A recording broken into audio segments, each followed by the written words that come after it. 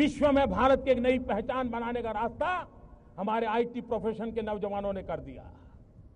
अगर ये ताकत हमारे देश में है, क्या देश के लिए हम कुछ सोच सकते हैं?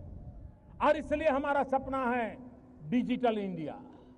जब मैं डिजिटल इंडिया कहता हूं तब ये बड़े लोगों की बात नहीं है, ये गरीब के लिए है। अगर ब्रॉडबैंड कनेक्टिविटी से हिंदुस्तान के गांव जुड़ते हैं और गांव के आखिरी छोर की स्कूल में अगर हम लॉन्ग डिस्टेंस एजुकेशन दे सकते हैं, आप कल्पना कर सकते हैं कि हमारे उन गांव के बच्चों को कितनी अच्छी शिक्षा मिलेगी। जहां डॉक्टर नहीं पहुंच पाते, अगर हम टेली मेडिसिन का नेटवर्क खड़ा करें तो वहां पर बैठे हुए गरीब व्यक्ति को भी किस प्रकार की दवाई की दिशा में जाना, उसका स्पष्ट मार्गदर्शन मिल सकता है। सामान्य मानव की रोजमर्रा की चीजें आपके हाथ में मोबाइल फोन है।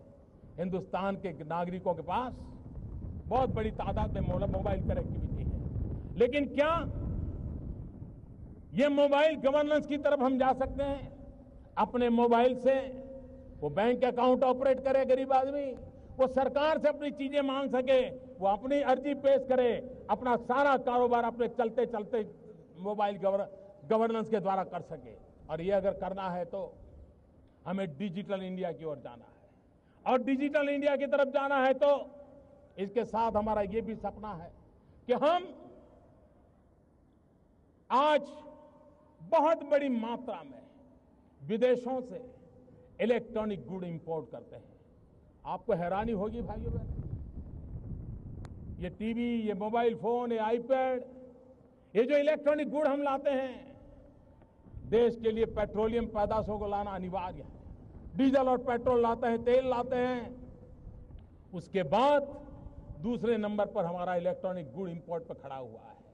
अगर हम डिजिटल इंडिया का सपना लेकर के इलेक्ट्रॉनिक गुड के मैन्युफैक्चरिंग के लिए चल पड़े और हम कम से कम स्वनिर्भर बन जाए तो देश की तिजोरी को कितना बड़ा लाभ हो सकता है। और इसलिए हम इस डिजिटल इंडिया को लेकर के जब आगे चलना चाहते हैं तब e governance, easy governance, effective governance है और इकोनॉमिकल गवर्नेंस है। ई गवर्नेंस के माध्यम से गुड गवर्नेंस की ओर जाने का रास्ता है। कि एक जमाना था, कहा जाता था कि रेलवे देश को जोड़ती है, ऐसा कहा जाता था। मैं कहता हूं आज आईटी देश के जन जन को जोड़ने का ताकत रखती है। और इसलिए हम डिजिटल इंडिया के माध्यम से आईटी के धरातल पर यूनिटी का मंत्र को साकार करना चाहते हैं। भाइयों बहनों, अगर हम इन चीजों को लेकर के चलते हैं तो मुझे विश्वास है कि डिजिटल इंडिया विश्व की बराबरी करने की एक ताकत के साथ खड़ा हो जाएगा। हमारे नौजवानों में वो सामर्थ्य है, उनको ये अवसर दे रहा है। भाइयों बहनों, हम टूरिज्म को बढ़ावा देना चाहते हैं। टूरिज्म से गरीब व्यक्ति को रोजगार मिलता है। चना बेचने वाला भी कमाता है, ऑटो रिक्शा वाला भी कमाता है, पकोड़े बेचने वाला भी कमाता है, अरे चाय बेचने वाला भी कमाता है। और जब चाय बेचने वाले की बात आती है तो मुझे जरा अपनापन महसूस होता है। टूरिज्म के कारण गरीब से गरीब व्यक्ति को रोजगार मिलता है।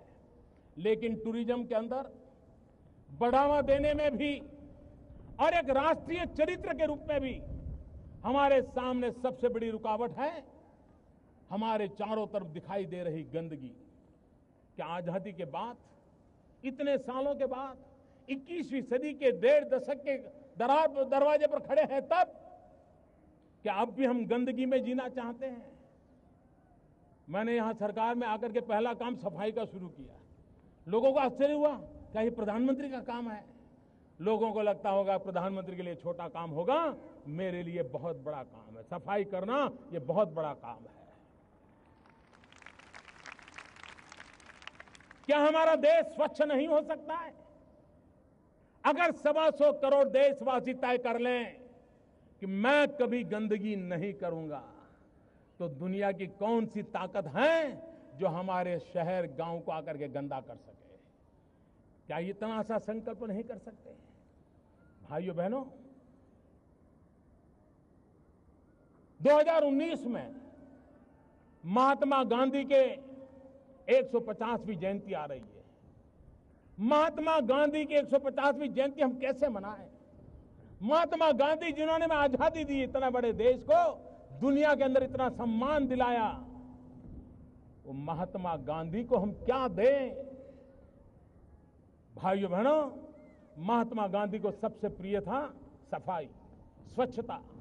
क्या हम तय करें कि 2019 जब महात्मा गांधी की 150वीं जयंती बनाएंगे, हमारा गांव, हमारा शहर, हमारा गली, हमारा मोहल्ला, हमारी स्कूल, हमारे मंदिर, हमारी अस्पताल, सभी क्षेत्र गंदगी का नामो निशान नहीं रहने देंगे। ये सरकार से होता नहीं है, जन भागीदारी से होता है, और ये काम हम सबको मिलकर के करना है। भाइयों बहनों, 21वीं सदी में हम जी रहे हैं। क्या कभी हमारे मन को पीड़ा हुई? आज भी हमारी माताओं बहनों को खुले में शौच के लिए जाना चाहते हैं। डिग्निटी ऑफ विमेन, क्या ये हम सबका दायित्व नहीं है? बेचारी गांव की मां बहनें अंधेरे का इंतजार करती हैं, जब तक अंधेरा नहीं जाता है वो शौच के लिए नहीं जा पाती है। उसके शरीर को कितनी पीड़ा हो गई होगी, कितनी बीमारियों की जड़ें उसमें से शुरू होती होगी।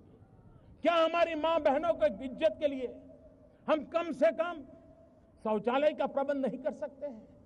भाइयों बहनों, किसी को लगेगा कि 15 अगस्त का इतना बड़ा महोत्सव बहुत बड़ी बड़ी बातें करने का अवसर होता है। भाइयों बहनों, बड़ी बातों का महत्व है, घोषणाओं का भी महत्व है, लेकिन कभी कभी घोषणाएं ऐषणाएं जगाती हैं, और जब घोषणाएं परिपूर्ण नहीं होती हैं तब समाज निराशा की गर्त में डूब जाता है। और इसलिए हम उन बातों को ही कहने के पक्षदार हैं जिसको हम अपने देखते देखते पूरा कर पाए। और इसलिए मैं कहता हूं, भाइयों बहनों, आपको लगता होगा क्या लाल किले से सफाई की बात करना, लाल किले से टॉयलेट की बात बताना, ये कैसा प्रधानमंत्री है? भाइयों बहनों, मैं नहीं जानता हूं मेरी कैसी आलोचना होगी, इसे कैसे लिया जाए, लेकिन मैं मन से मानता हूं। मैं गरीब परिवार से आया हूं, मैंने गरीबी देखी, और गरीब को इज्जत मिले इसकी शुरुआत यहीं से होती है। और इसलिए स्वच्छ भारत का एक अभियान इसी 2 अक्टूबर से मुझे आरंभ करना है, और 4 साल के भीतर भीतर हम इस काम को आगे बढ़ाना चाहते हैं। और एक काम तो मैं आज ही शुरू करना चाहता हूं, और वो है हिंदुस्तान की सभी स्कूलों में टॉयलेट हो, बच्चियों के लिए अलग टॉयलेट हो, तभी तो हमारी बच्चियां स्कूल छोड़ करके भागेगी नहीं। और मैं एमपी लेड फंड का जो उपयोग कर रहे हैं हमारे सांसद, उनसे आग्रह करता हूं, 1 साल के लिए आपका धन स्कूलों में टॉयलेट बनाने के लिए खर्च कीजिए। सरकार अपना बजट टॉयलेट बनाने में खर्च करे। और मैं देश के कॉरपोरेट सेक्टर को भी आह्वान करना चाहता हूं, कॉरपोरेट सोशल रिस्पॉन्सिबिलिटी के तहत आप जो खर्च कर रहे हैं, आप उसमें प्राथमिकता स्कूलों में टॉयलेट बनाने के लिए दीजिए। सरकार के साथ मिलकर के, राज्य सरकारों के साथ मिलकर के 1 साल के भीतर भीतर अगली 15 अगस्त को जब हम यहां खड़े हो, तब विश्वास के साथ खड़े हो, कब हिंदुस्तान की कोई स्कूल ऐसी नहीं है कि जहां बच्चे और बच्चियों के लिए अलग टॉयलेट का निर्माण होना बाकी है।